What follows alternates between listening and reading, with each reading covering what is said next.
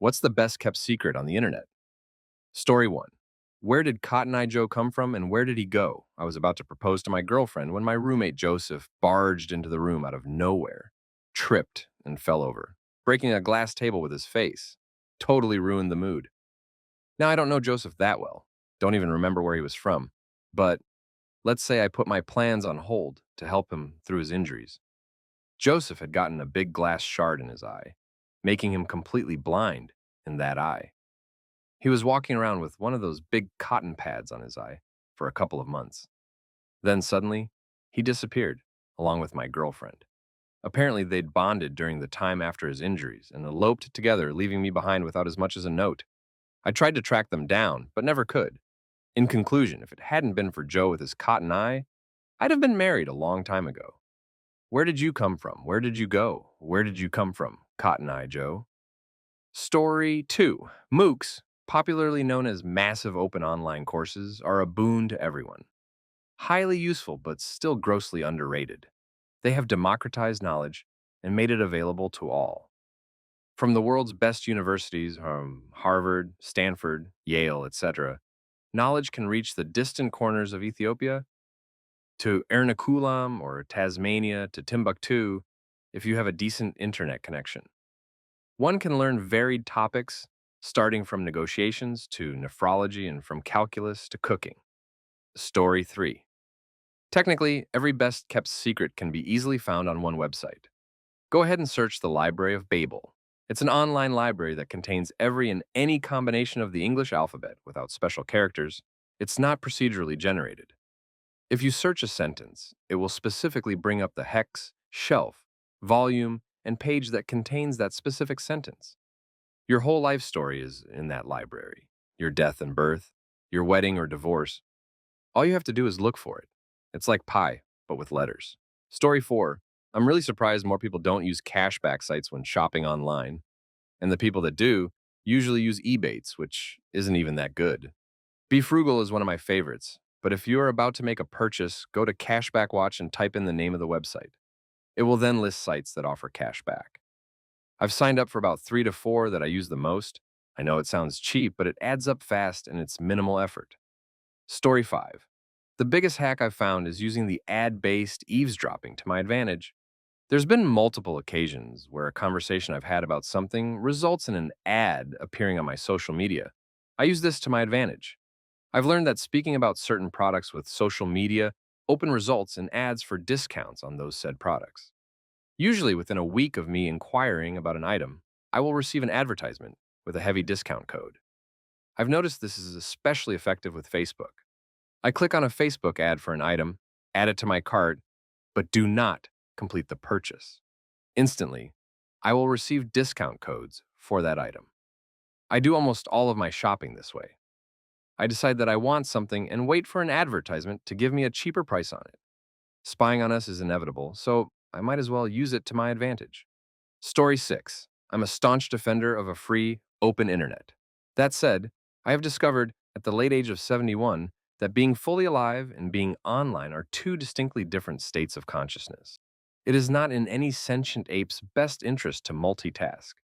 It causes confusion, forgetfulness, and often a total immersion in social media, which is not social in the least.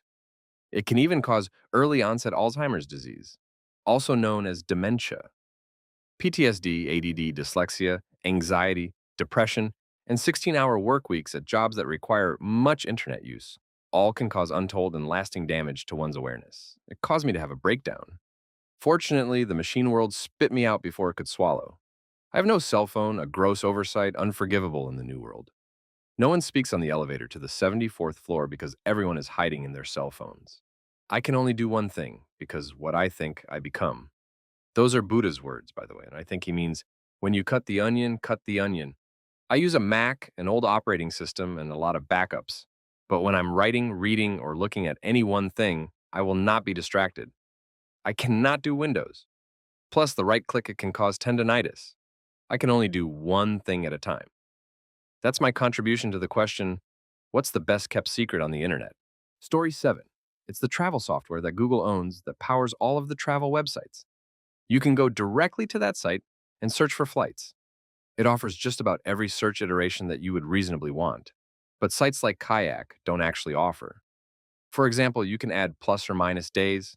You're okay with leaving that day, or the day before, or 2 days before. Multiple departure and arrival airports, number of layovers you're okay with, etc. You can then sort by all of those to figure out which flight works best for you. The only catch is that not every airline is included. I don't think Southwest is there, and that you can't actually book tickets through there. But it's a quick way to figure out the best flights, and then you just go directly to the airline's website to order. Story 8. Crypto has been adopted by a lot of people. You see Bitcoin being joked about on Parks and Rec, or your friend might mention the crap ton of crypto coins. There really are a crap ton, and that they're going nowhere. But when you hop onto sites like Coinbase, you can see real people paying real money for it. I had $0.2 in BTC from 3 years ago that appreciated to $5 today.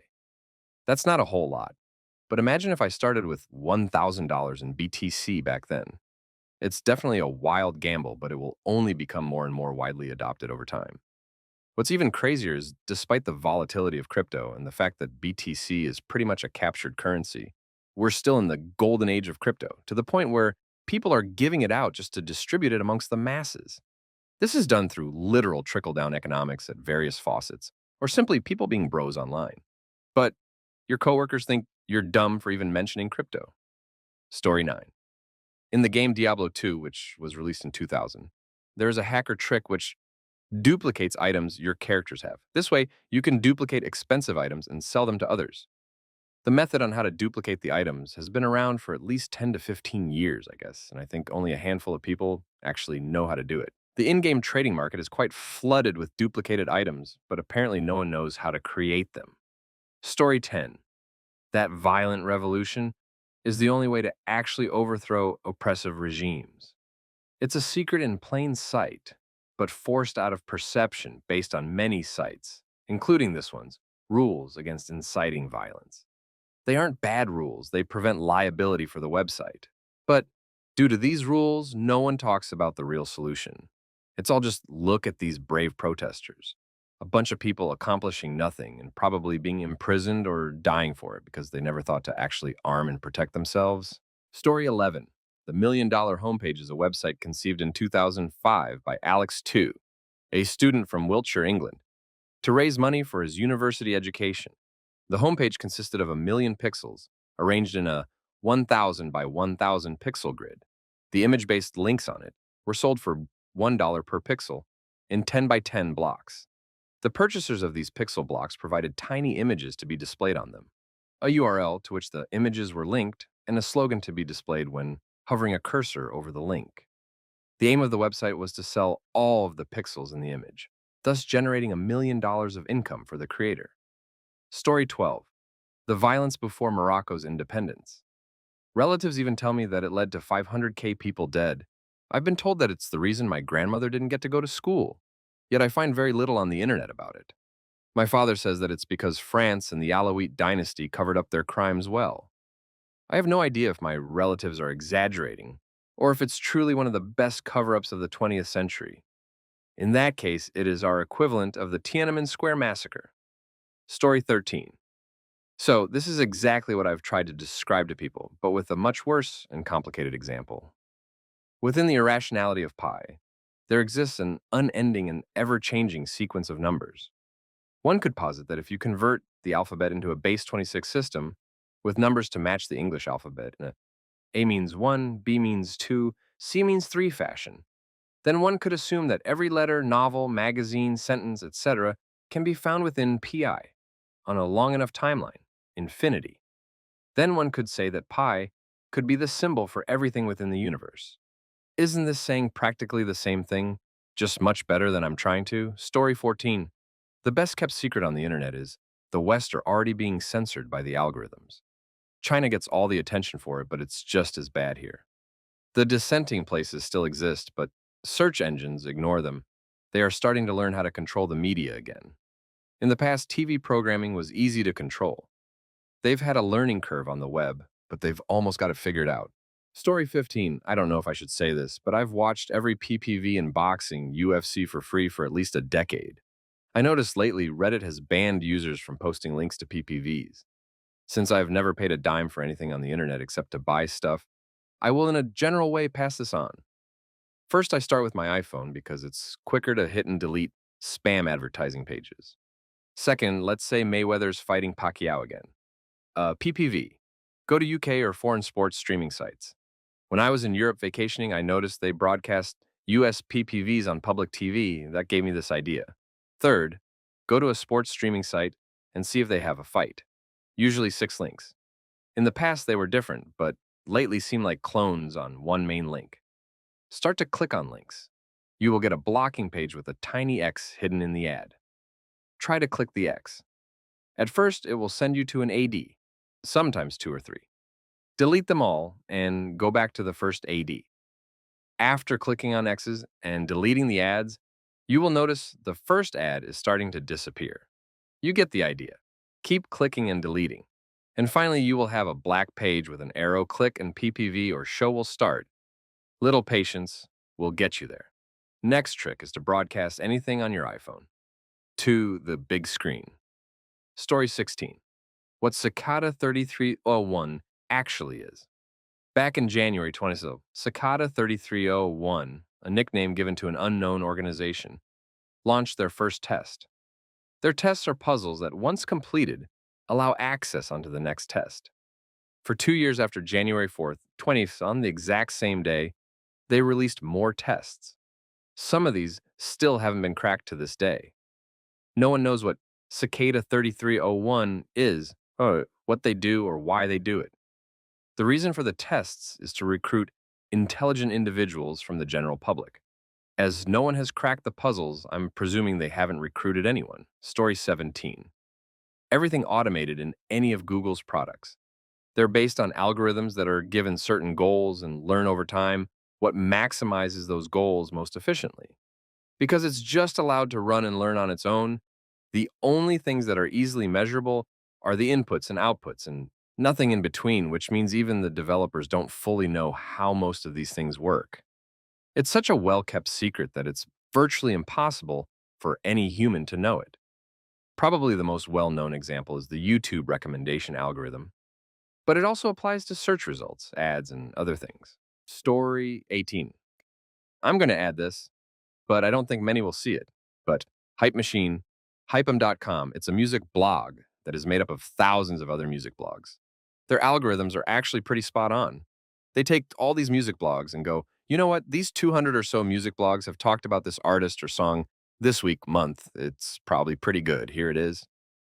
You enter in your likes for musical genres, and based on that plus what you listen to favorite on the site, it recommends more artists. I have found countless up-and-coming artists or artists that I wouldn't have heard of otherwise through this site. They also have a handy app. Cost me about $4 in the App Store, but well worth it. Story 19. It's popular for sure, and younger people defo use it now. But the thing is, forums are still a subcommunity of the whole. And so normies, meaning basically anyone not that familiar with internet culture besides Instagram, Snapchat, Facebook, are quite hard to talk to about a lot of things because they operate on biases that they've not seen quickly debunked. Whereas in the internet areas that we occupy regularly to ask for and receive sources and evidence and weaponized autists, not meant derogatorily, will most always find a way to refute stuff that's wrong. On one side, you have Anarchy End, which is 4chan or 8chan, absolute free speech, and some parts of Twitter. And on the other side, you have Reddit, which is more the moderated, curated, for better or for worse end. The leading edge of the internet is non-traditional, rid mostly not Twitch, live streamers and some YouTube commentators that have mixed in with DLive, and so on as well. They're the most transgressive and yet have some of the most interesting experiences on the internet you'll see take place. Then stepping back from that, you have LSF. Then you have Reddit proper R videos and YouTube, which is usually behind live streamers. I've learned about news from Periscope and YouTube live streamers far faster than it hits Reddit, which in turn is faster than a lot of the blog online news, which is faster than Facebook, which is much faster than television. Story 20. There is a video of me being interviewed by Tulsa Channel 9 News where I'm drunk wearing a beer-soaked crop top, tank top, Oak State shirt being asked about my opinion on beer being sold in Boone Pickens Stadium. Not my finest moment. Late response. I honestly have no idea where or if there's a link to this incident. They might have saved the footage or stored it somewhere, and I don't know where to find it. Also, it was Tulsa News 9, not Channel 9 News. Another late response. Apparently, I can't remember the news station, but I remember a prominent white 9 on a red square background on the mic. Honestly, I could have been KTUL 8, but I was plastered that day. Story 21. My mother was afraid of death. On the day she died, 5 different doctors told me there was no hope, and there wasn't. They also told me she couldn't be aware of what's going on. She was. She would open her eyes when she heard me. I asked her several times if she wanted off the vent, and she nodded. I'd clarify that this would mean it was her time to go, and she wouldn't answer anyway. After several hours of watching a team of nurses work on her while she was circling the drain, I gave consent. Her last action was one of fear. I am fully convinced that she was completely aware of what was happening for at least 15 seconds, even with a large morphine dose. She grasped at me with her hands as though she were trying to cling to life. I've had many nightmares about it. Story 22. Created a throwaway for this because I know of at least one person that knows my username and this can never be discovered about me. When I first started dating my boyfriend, I moved in with him in another state pretty quickly after 3 to 4 months. So one night he was in the shower in our 1 bedroom, 1 bathroom apartment, and I was chilling in the living room. And suddenly I had to poop so bad. Like it was go time, and he was in the shower, and I absolutely did not feel comfortable going in there and blowing up the toilet at the same time he was in the shower. In hindsight, I should have just run to the corner store and gone poo and come back with snacks and acted like I just wanted some munchies, but I was panicking, so what did I do? I grabbed 2 plastic grocery bags, doubled them up, took them into our walk-in closet. I think I figured if he popped out of the shower in the middle of my shame, at least, I would be behind another door and have a minute to compose myself. And I squatted and pooped a huge load of turd into these grocery bags in our closet. I wiped with paper towels and tied up the bag and immediately went down and took out the trash. He will never know. No one will ever know. This is my shame. Story 23. One night my dad came home pretty drunk in my late teens. He instantly ran up to our dog and started dancing with him while my dog waited to be let out. He pours the strongest whiskey drink I have ever had in my life, still to this day, and slams on the couch. Half asleep, he asked me if I know how I was born, thinking he's going to get into the birds and the bees. I quickly avoid the subject. He wakes up immediately and says, "No, you don't even know. You were conceived in the bathroom of MSG at an Aerosmith concert while I was hopping on a bunch of drugs with your mom." He then told me that it was in the men's room, and I asked him if he did it in a stall, and he just started laughing. 1 week later, it finally hit me why my name is Tyler. Story 24. There was this very charming, brilliant surgeon that used to work in the hospital that I volunteered at. His dexterity is a gift from God. While being an extremely skillful surgeon, his bedside manner is impeccable. His fellow doctors love him, nurses adore him, patients worship him. Hell, even us volunteers are willing to give a kidney to shadow him. However, he's also an alcoholic. And when I say alcoholic, I mean he would go get trashed after work, 5 times a week, day or night, depending on his call schedule. When he's not in the hospital, he would be in a bar. There was a time around 2 a.m. in the morning while I was walking home from my girlfriend's. I saw a man lying face up next to a trash can. You can smell the stink of hard liquor and vomit 10 feet away from that man. Worried that the man might choke on his own vomit, I quickly ran to him and turned him over to the side. Imagine my surprise when I saw his face under that dim, shimmering streetlight. At first, I thought he was out cold, but as I leaned forward, I realized he was murmuring a name. Let's say Fiona. I didn't know what to do with him, neither calling the cops or the hospital would do anything beneficial for him. So I dragged his body to a park bench and left him there. Later, I found out that Fiona was the first patient he lost during his career due to a judgment call. Story 25. Man, I have never told anyone this before. It was July 25th, 2000. It made national news. I was walking down the street with some friends and we spotted this huge gate. We had all been drinking, and as we got closer, began to wonder what was on the other side. John, we will call him, became fixated on it, and as the rest of us passed by, he stopped and was trying to climb over the 10 feet fence. He stumbled and fell on his butt.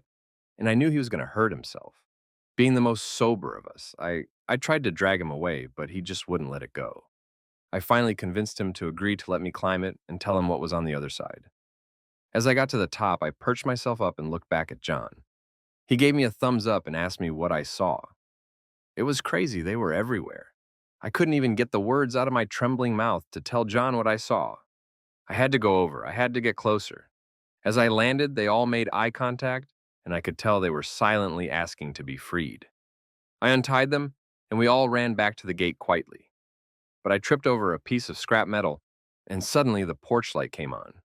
I panicked and ran to catch up, and without hesitation, I unlocked and threw the gate open. We all ran our separate ways and never saw each other again.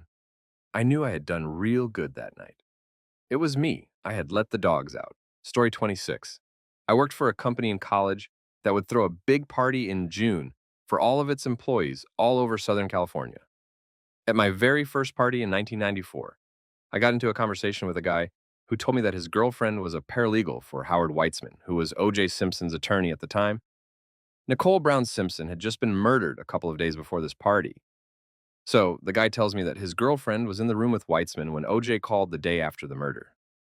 It wasn't unusual for O.J. to call, so Weitzman put O.J. on speakerphone, and O.J. said, "I just ended my wife, and the police are asking questions." The attorney immediately picked up the receiver. After the phone call, Weitzman made the guy's girlfriend sign a paper that stated what she had heard was protected under attorney-client privilege. The guy was pretty distressed about it. He was also drunk. I kind of brushed it off at the time because I didn't believe him. This is pre-car chase and trial and facts.